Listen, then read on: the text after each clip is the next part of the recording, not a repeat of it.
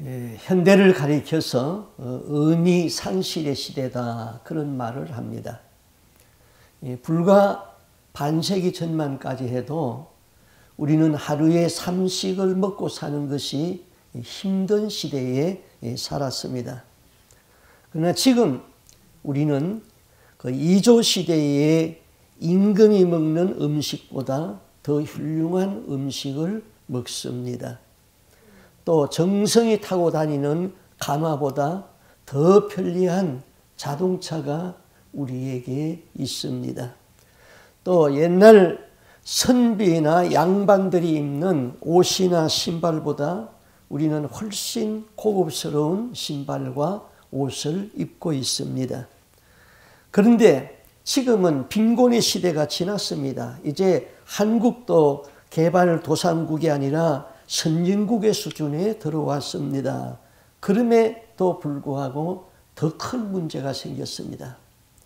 물질적으로는 풍족하여졌는데 마음은 옛날 사람보다 훨씬 평화가 없어졌습니다. 살 만큼 사는데 돈이 내 인생의 주인인지 하나님이 내 인생의 주인인지 가치관이 혼돈이 왔습니다. 내가 지금까지 어떻게 살아왔고 내가 앞으로 어떻게 살아야 할 것인지 그 의미를 상실해 버렸습니다. 허셀 포드의 목사님이 있었는데 그 목사님의 글에 이런 이야기가 있었습니다. 교회에 나오는 가난한 아주 젊은이가 있었습니다. 그런데 아주 열심히 교회에 충성했어요. 때로는 교회에서 자기도 하고 교회 청소를 다 맡아서 하고 교회 성가대에서 봉사하고 열심히 봉사하면서 기도하면서 살았습니다. 그런데 좋은 부인을 만났어요. 좋은 부인을 만나가지고 또 사업을 시작했는데 하나님이 블레싱 해줘가지고는 사업도 점점 크게 되었습니다. 마침내 그는 큰 회사의 사장까지 되었습니다. 그런데 그가 교회에 한 주간씩 자꾸 결석을 하기 시작했습니다. 나중에는 한 달에 한 번 나오게 되었습니다. 그리고 회사가 더 커지니까 1년에 그저 부활절, 크리스마스 그저 3번 이 정도 나오고 말았습니다. 그래서 어느 날 허셀 포드 목사님이 그 청년을 찾아갔습니다. 찾아가서 원색적인 몇 가지 질문을 했습니다. 형제님, 왜 11조를 안 하세요? 아유, 목사님, 헌금 액수가 커지다 보니까 회사 경영상 그 많은 액수를 떼기가 너무 힘들어요. 그래요. 그럼 교회는 왜 그렇게 출석을 안 하죠? 예, 내가 여러 군데 사업을 운영하다 보니까 교회 가고 싶어도 시간이 없어요. 허셀 포드 목사님은 그래요. 우리 한번 기도합시다. 그리고는 기도를 시작했습니다. 기도는 진지했어요. 하나님 아버지, 한 영혼을 천하보다 귀하게 여기시는 주님인 것을 믿습니다. 여기 아무개 집사님 젊어서는 하나님을 그렇게 사모하고 하나님 중심으로 살았습니다. 지금은 너무나도 바빠져서 하나님은 뒷전이고 사업과 돈이 주인이 되었습니다. 이 사람에게 복 주신 하나님, 사업과 돈 때문에 하나님이 뒷전이 되었으니까 모든 사업과 돈을 싹 거두어 가시고 옛날처럼 바쁘지 않게 해주시고 하나님 잘 믿는 사람이 되게 해주시옵소서. 그 기도는 너무 진지했습니다. 기도를 하던 이 젊은 집사님은 목사님의 바지를 잡아당겼습니다. 목사님, 서다. 목사님, 서다. 나 하나도 안 바빠요. 나 하나도 안 바빠요. 목사님, 그 기도 취소해 주세요. 목사님이 기도를 하다가 중단했습니다. 하나님 중심으로 살겠습니까? 예, 목사님 그 기도 취소해 주세요. 하나님, 지금까지 기도한 거 다 취소합니다. 그랬어요. 열심히 살았는데 왜 보람이 없습니까? 열심히 살았는데 인생이 왜 이러냐고 허무합니까? 자살은 못 사는 나라보다 잘 사는 나라에서 훨씬 많다고 합니다. 우리나라의 자살률이 세계의 1등이라고 그랬습니다. 왜 그럴까요? 삶의 목적이 잘못되었기 때문에 그렇습니다. 인생을 살아가는 데에 삶의 목적을 바로 알게 하기 위하여서 웨스트민스터 신앙 고백 제1문 이렇게 묻고 이렇게 대답했어요. 사람의 제일 되는 목적이 무엇이뇨? 사람의 제일 되는 목적은 하나님을 영화롭게 하고 그를 평생 즐거워하는 것이니라. 신앙의 선진들이 성경을 연구하고 체험하고 이 고백을 만들었습니다. 이건 탁상공론이 아니었습니다. 사람이 하나님을 창조한 목적대로 살면은 하나님의 영광을 드러내야 되는 것이죠. 그렇게 살면은 삶의 축복인 것입니다. 그러나 자기 영광을 위해서 살게 되면은 삶의 의미를 상실하게 되는 것입니다.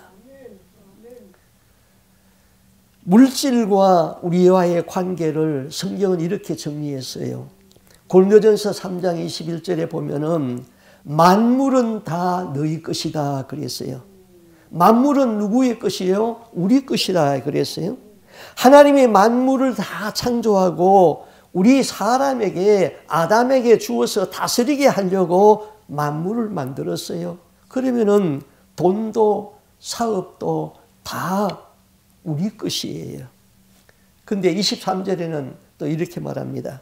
너희는 그리스도의 것이요 그리스도는 하나님의 것이다. 자, 만물의 주인은 하나님이요. 나의 주인은 그리스도입니다. 그리스도는 하나님으로부터 보냄을 받았어요. 죄와 허물로 죽었던 나를 예수님이 십자가에서 피를 흘려서 나를 사셨습니다. 성령이 오셔서 내 영을 거듭나게 했습니다. 성령이 지금 나와 함께 하십니다. 내 육체는 부모로부터 왔습니다마는 내 영은 하나님으로부터 보냄을 받았습니다. 자, 그러면은 모든 만물은 하나님의 것인데 하나님이 우리에게 주었으니까 내 것이고 나는 주님의 것이고 주님은 하나님부터 왔습니다. 그러면은 돈의 입장에서 돈의 주인은 누굽니까? 나지요. 우리가 돈의 주인이죠. 나의 주인은 누굽니까? 예수님이죠. 창조주 예수님이죠. 우리는 주님의 것입니다. 주님을 껴서 주님을 똑바로 알고 믿으면 나가면 되죠. 근데 내가 주님은 나의 주인입니다 하고 그렇게 살면은 돈은 나를 보고 주인님 하면서 따라오게 되어 있어요. 그런데 어느 날 내 가치관이 바뀌어져서 내가 싹 돌아서 가지고는 돈을 보고 나의 주인님. 그러면은 돈이 생각하기를 우리 주인이 사이코 됐나 보다. 날 보고 주인이라고 그러는 것보다 날 보고 주인이라고 그러네. 나는 내 주인 따라가야 되겠다 하고는 도망가 버려요. 그게 물질과 우리와의 관계예요. 내가 하나님을 보고 주님하고 따라가면은 모든 만물은 나를 보고 주인님하고 따라오게 되어 있어요. 그러나 내가 돈을 섬기는 순간 돈은 손에 먼지를 잡은 것처럼 빠져나가고 돈을 쥐었다 하더라도 나중에 내 인생은 허무한 것밖에 남지 않습니다. 그것이 물질과 우리와의 관계입니다. 자, 바울 서신의 특징은 전반부는 교리에 대하여서 설명하고 후반부는 윤리, 곧 생활에 대해서 설명했습니다. 지금까지 로마서 1장에서 8장까지는 교리에 대해서 말했어요. 하나님은 이런 분이다. 죄를 지으면 이렇게 된다. 그것이 교리예요. 그 다음에 이제 9장에서 11장까지는 잠시 숨을 쉬면서 이스라엘 민족에 대하여서 이렇게 될 것이다. 이스라엘 민족 하나님 버리지 아니했다. 회복된다. 그렇게 썼어요. 그러고 나서 12장부터는 교리에 대하여서 우리가 믿는 바를 어떻게 생활로 나타내야 할 것인가. 생활에 대하여서 썼습니다. 그래서 12장 1절에서는 그러므로 이렇게 시작됩니다. 앞에 있는 모든 말을 다 받아가지고 너희는 이렇게 하나님을 알고 이렇게 믿지? 그러므로 이렇게 살아라. 그걸 이제 말씀하고 있습니다. 그럼 교리라는 것은 우리 몸으로 말하면은 우리 몸의 뼈대예요. 골격이에요. 이 교리가 없으면은 무척주 동물, 뼈가 없는 무척주 동물이 돼가지고 흐느적거려요. 기어다녀야 돼요. 지렁이나 뱀처럼 기어다녀야 돼요. 그런데 또 반대로 이 살은 없고 뼈만 있다면 어떻게 돼요? 그건 해골이잖아요.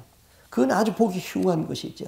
그러니까 우리가 예수님에 대해서 하나님에 대해서 바른 신앙 고백을 갖고 그 고백에 대한 합당한 삶이 서로 조화를 이루어야 되는 것이죠. 우리가 지금 주일날 1시간 예배를 드립니다. 예배의 축도로 예배를 끝납니다.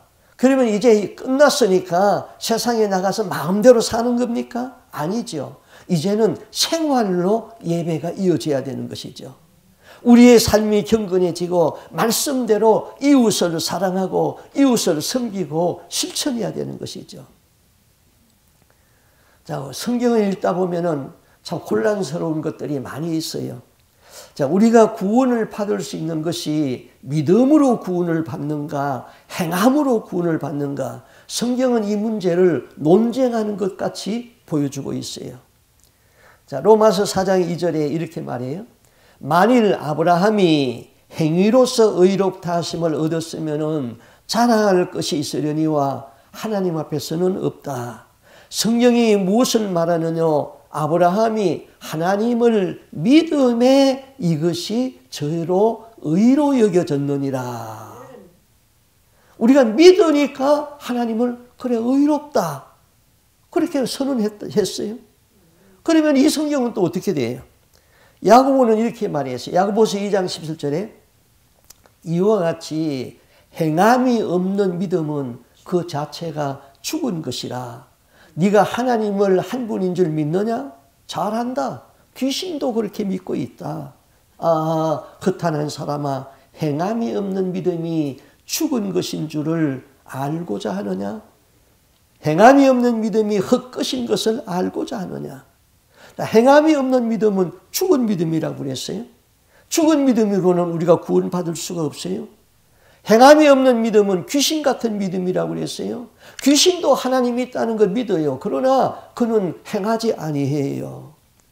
그러면은 바울은 아브라함이 하나님을 믿으니까 의롭다고 했는데 야고보는 또 행함이 없으면 죽은 믿음이라고 그랬고 이 둘이 서로 부딪히잖아요. 이 두 말씀이 어떻게 조화를 이룹니까? 바울은 아브라함이 믿음으로 의롭다 하고 말하고 야고보는 행위를 따라서 의롭다고 말했어요. 바울은 믿음의 동기에 중점을 두었고 야고보는 믿음의 결과인 행위를 강조했던 것이지요. 믿음이 원인이라면 행위는 결과인 것이고 믿음이 시작이라면 행위는 그 열매이고 열매라고 말할 수 있죠. 시작과 끝, 원인과 결과, 씨와 열매는 서로 뺄 수 없는 관계에 있는 것처럼 믿음과 행위는 아주 밀접한 관계에 있습니다. 그럼에도 불구하고 이 많은 신학자들이 믿음과 행위를 분리시켜 놔버렸어요. 그래서 행함은 소홀히 하고 믿음만을 강조했어요. 그래서 행함을 강조해서 말하면 그는 율법주의자라고 정죄하기 시작했어요. 야고보는 이 문제를 잘 해석을 했어요. 야고보서 2장 22절은 이 문제를 해결하는 키포인트니까 여러분 외워야 됩니다. 한번 보겠습니다. 같이 읽어보겠습니다. 네가 보거니와 믿음이 그의 행함과 함께 일하고 행함으로 믿음이 온전하게 되었느니라. 믿음에서 행함이 나오는 거예요. 믿음이 없는 행함은요, 안 믿는 사람들도 잘해요. 그래서 그들을 우리는 도덕주의자라고 그래요. 도덕으로 구원받을 수가 없어요. 그 반대로 믿기는 열심히 믿는데 행함이 없으면은 교회에서 속된 말로 뭐라고 그러죠? 그런 사람을 예수는 잘 믿는데 행함이 전혀 안 돼요. 나이롱 신자라고 그래요. 나이롱 신자. 그런 사람을 집사를 가리켜서 잡사라고 그래요. 그런 목사를 목사라고 안 부르고 먹사라고 그래요. 야고보는 행함이 없는 믿음은 귀신 같은 믿음이라고 그랬어요. 믿음과 행위는 분리할 수 없는 하나인 것이지요. 내가 바른 신앙 고백에서 바른 행함이 나와야 되는 거예요.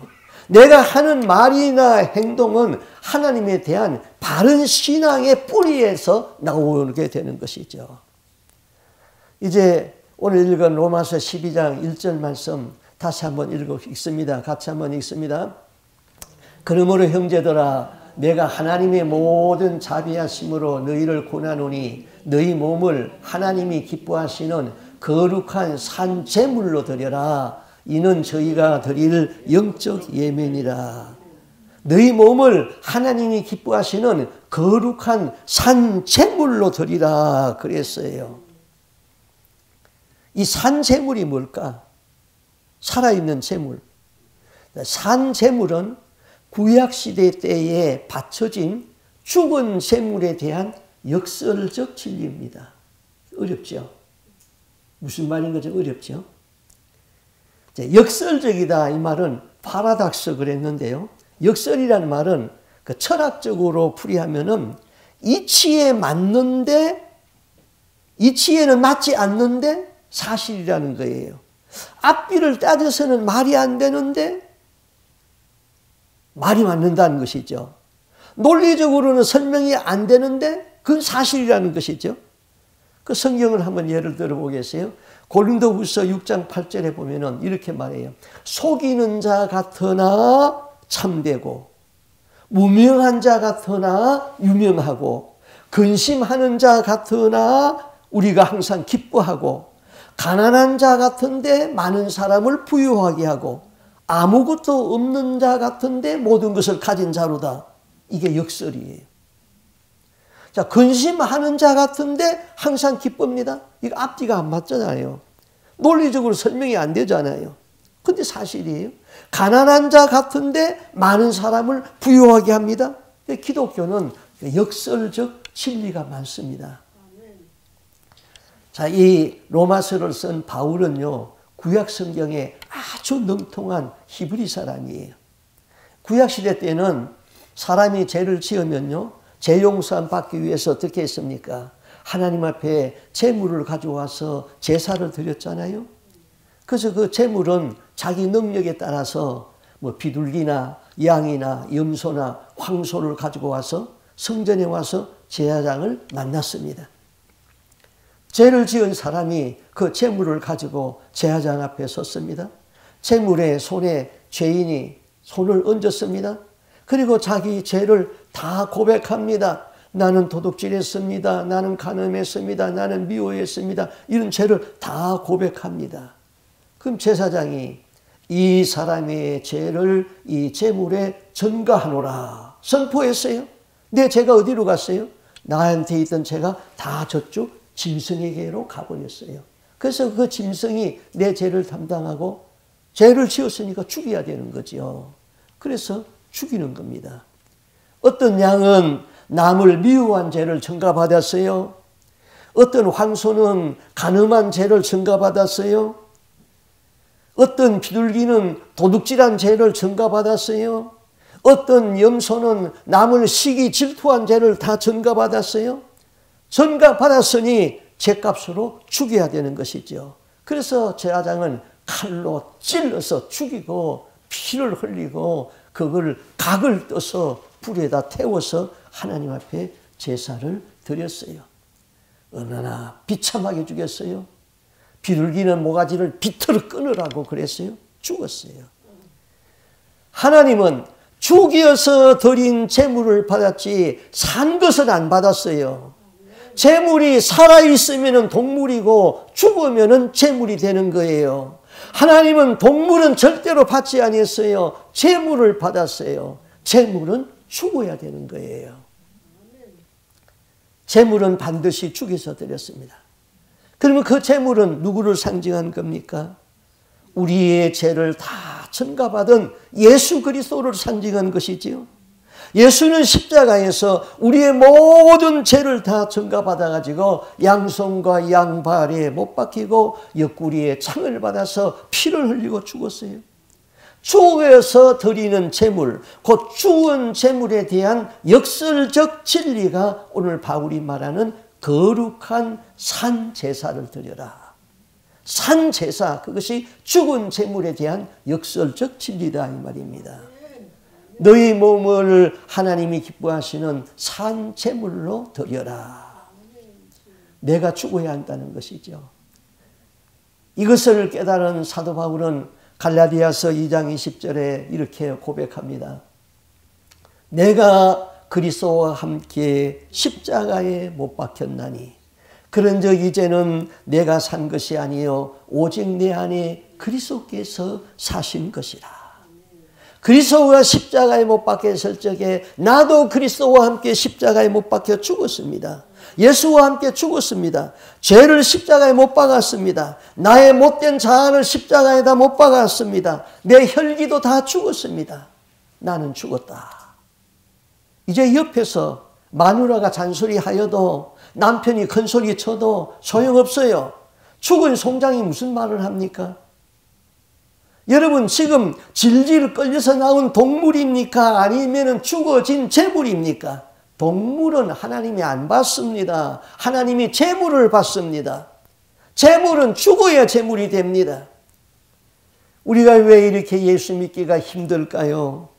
우리에게는 불평도 많고 원망도 많고 내 안에 펄펄 살아있는 것이 많습니다. 혈기도 살았고 정욕도 살았고 시기, 질투, 음심, 인색함, 자존심, 이기심 이런 것들이 지금 죽지 아니하고 살아가지고 있습니다. 그래서 그 혈기, 그 자존심으로 한마디 말을 하면은 남의 속을 뒤집어 놓는다 이것이죠. 세상 헛된 것, 갖고 싶은 것이 많아서 진리의 가치가 깨달아지지 않아요. 왜 이렇게 불안합니까? 그 이유는 하나예요. 내가 죽지 않아서 그래요. 아무리 큰 죄인이라도 종신형을 언도받았어도 감옥에 갇혀 있어도 죽으면 내보냅니다. 송장 끝 가둬두는 감옥은 없어요. 어떤 부부가 있었어요. 남자는 아주 털털한 성격이에요. 그래서 옷을 입는 것도 그저 정장을 하는 것보다는 그저 캐주얼하게 입는 걸 좋아했어요. 신발도 구두를 깔끔하게 닦는 것보다는 그저 털털하게 운동화 신고 다니는 거 좋아했어요. 집에 들어올 적에는 그저 밖에서 흙 묻은 그저 신발 그거 가지고 그냥 들어왔어요. 근데 여자는 아주 깔끔했습니다. 이지적입니다. 단정하고 말도 얌전하게 합니다. 근데 서로가 매력에 끌렸어요. 여자는 그 남자의 털털한 성격이 매력이었어요. 또 남자는 여자의 그 이지적인 성격이 여자다웠어요. 그래서 둘이 결혼했어요. 그런데 살면서 자존심이 살아나기 시작했어요. 남자는 예전이나 더름없이 그냥 털털하게 이야기합니다. 여자가 공격을 하기 시작했어요. 그 무식한 소리 좀 작작하세요. 나 창피해서 당신하고 못 다니겠어요. 남자가 여자한테 집니까? 너 속에 든 것도 없이 뭐 그렇게 잘난 체 하지 마. 자존심이 안 죽어서 둘이 서로 부딪히면서 싸웁니다. 이 부부에 남아있는 것은 뭐만 남아있어요? 이혼밖에 안 남았어요. 이 둘이 서로 연애할 적에 서로 사랑할 적에 남자가 세수를 하는데 물을 가끔 떠가지고는 푸석푸석 하면서 세수를 합니다. 그걸 보고 있는 여자가 너무 좋아가지고는 이렇게 말했어요. 이야, 정말 남자답게 세수하는구만. 그랬어요. 근데 둘이 싸우다가 자존심이 이제 상했어요. 남자는 세수할 적에 여전히 후지락거리면서 세수를 했어요. 그때 여자가 무슨 말 했는지 아세요? 꼭 미친 개같이 세수하는구만 그랬어요. 사랑하면 남자답고 미워하면 미친 개가 되는 거예요. 몸으로 드리는 예배는 생활로 드리는 예배입니다. 생활 예배가 되기 위하여서는 먼저 자신이 죽어야 됩니다. 음심도 죽어야 되고 혈기도 죽어야 되고 탐심도 죽어야 됩니다. 자존심이 죽어야 됩니다. 자존심이 살아서 어느 폭력하면 안 돼요. 예수 믿는 사람은 그리스도와 함께 십자가에 못 박혔습니다. 죽었습니다. 너무 힘들잖아요. 죽지 못하고 힘들어서 그만 십자가에서 내려오면 뭐 됩니까? 피 흘리는 유령이 돼버립니다. 피 흘리는 유령이 여기저기 막 돌아다니면 그건 괴물이지요. 지금 이 자리에 피 흘리는 유령이 돌아다니진 않습니까? 미물 짐승도 희생시켜 죽일 적에는 안 죽겠다고 울부짖는데 하물며 만물의 영장이라고 하는 사람이 그 꼿꼿한 자존심을 꺾고 죽는 일이 쉽습니까? 쉽지 않습니다. 이것은 하나님의 말씀과 성령의 능력이 아니고는 불가능합니다. 그래서 이렇게 말하잖아요. 여호와의 말씀은 좌우의 날선 검과 같아서 사람의 혼과 영과 골수를 찔러 쪼개기까지 하며 사람의 뜻과 생각을 감찰하시느니라. 말씀의 검, 성령의 검이 무엇인지 오늘 여러분 주보에 있는 말씀을 읽어보세요. 그 말씀을 저는 10번도 더 읽어서 거의 외우다시피 했어요. 왜요? 나는 성령의 검, 하나님의 말씀의 검을 사용할 수 있는 그리스도의 전사가 되게 하여 주옵소서. 이 기도를 평생 기도의 제목으로 삼기 때문에 그 말씀을 제가 외우고 있단 말이에요. 말씀의 검, 성령의 검이 무엇인지 오늘 주보의 말씀을 읽으면 여러분 도움이 될 겁니다. 세상에 길들여진 사람에게는 재가 거무리처럼 달라붙어 가지고 떨어지지를 않습니다. 근심이나 걱정은 하지 않으려고 해도 마음대로 되지를 않습니다. 인간의 감정은 우리의 생각대로 되지 않습니다. 그런데 그 욕망과 의지와 감정이 조정되어지는 때가 언제입니까? 하나님의 말씀과 성령의 능력으로 분노 감정이 조절되기 시작합니다. 더러운 생각들이 떨어져 나가기 시작합니다. 그래서 시편 기자는 이렇게 고백했잖아요.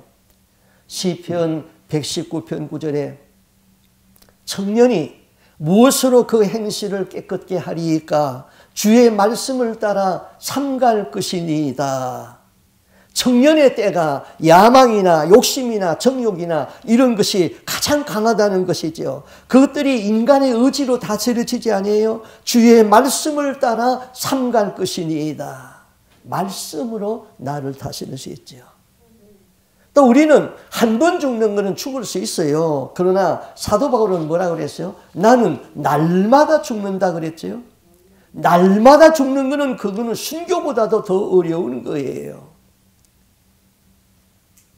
부부가 왜 싸웁니까? 입놀림 때문에 싸우는 거예요. 사단은 입놀림을 통하여서 자신을 함정에 빠뜨리게 합니다. 그러므로 입을 함구하는 연습을 해야 됩니다. 입놀림을 하다가 망한 사람 있죠? 이사야 36장 이하에 보면요, 유다 나라의 이웃나라 아수르가 침략해 왔어요. 아수르의 랍사게라는 사람이 성 위에 올라가 가지고는 유다 백성을 향하여서 입놀림을 합니다. 야, 너희들 내가 말 2,000편을 줄 테니까 너희들 그 말을 탈 수 있는 병사들이 있어? 없지. 너희들의 신이 너희들을 구원할 수 있어? 우리의 신이 너희들을 구원한다. 막 계속 입놀림으로 막 퍼대요. 그런데 히스기야가 어떻게 말했습니까? 성경에 보면은 이사야 35장 21절에 보면은 그럽니다. 그들이 잠잠하여 한 말도 대답하지 아니하였으니 이는 왕이 그들에게 명하여 대답하지 말라 하였음이니라. 랍사게가 아무리 입을 벌려도 너는 입을 닫고 있어라. 심판은 하나님이 하신다. 결국 어떻게 됐어요? 랍사게는 그 입놀림을 하다가 그 말을 다 하나님이 다 들었잖아요. 하루아침에 자고 일어나니까 자기가 데리고 왔던 18만 5천 명의 병사가 다 죽고 말아버렸어요. 다 도망가 버렸어요. 떠들면서. 부부가 왜 싸워요? 입놀림 하지 마세요. 입을 닫고 함구하는 연습을 하세요. 죽으면은 입놀림 할 필요가 없는 거죠. 그 다음 재물에는 언제든지 대신의 의미가 있어요. 중보의 의미가 있다 이거죠. 재물이 왜 죽어요? 내 죄 때문에 죽었잖아요. 그리스도가 왜 십자가에 못 박혔어요? 그가 찔림은 우리의 허물을 인함이요 그가 상함은 우리의 죄악을 인함이라. 그가 징계를 받음으로 우리가 평화를 누리고 그가 채찍에 맞음으로 우리가 나음을 입었도다.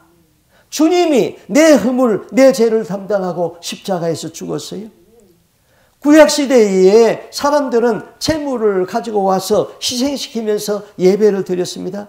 그런데 하나님은 이사야를 통하여서 이렇게 말했습니다.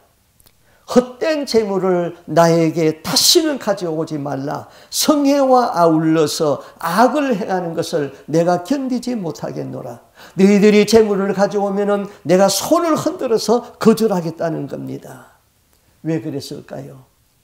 그들은 재물 자체에만 마음이 있었지 이 재물에 있는 그리스도, 우리 대신 죽으시는 그리스도를 못 봤습니다. 네가 이 재물이 죽음으로 네 죄 때문에 죽는다는 이 재물의 정신을 못 보고 내가 큰 황소를 드렸으니 이걸 받으시고 내 죄를 사해 주시오. 내가 큰 물질을 드렸으니 이걸 받으시고 나에게는 1000만 배 복을 주십시오. 하나님에게 뇌물 공세를 했고 하나님에게 상거래를 하자는 것이었습니다. 그래서 그런 재물은 내가 가져와도 손을 흔들면서 거절하겠다는 거예요. 마음을 두지 아니하는 선물은 뇌물이에요. 마음을 담아주지 아니하는 거래는 장사예요. 하나님은 마음이 없는 가증한 재물을 보면서 헛된 재물을 다시는 내게 가져오지 말라. 그것이 나를 괴롭힌다 그랬습니다. 우리 그리스도인들은 남을 위해서 사는 삶입니다. 대신 십자가를 지는 삶이에요. 내가 남의 것을 취하면 괴로워요. 내가 남을 위하여서 희생하고자 주고자 하는 마음이 있을 적에 평화가 있고 삶의 만족이 있습니다. 내가 내 자신만을 위해서는 거짓말을 할 적에는 평화가 없어요. 어제 우리 김성숙 목사님 우리 한국에서 우리 교회에서 이렇게 지원하고 기도하고 있는데 같이 와서 오늘 예배 참석했어요. 참석했는데 제가 은혜를 받은 게 있어요. 그 유치원 원장을 할 적에 그 어린아이들 먹을 두부를 자르라고 그랬대요.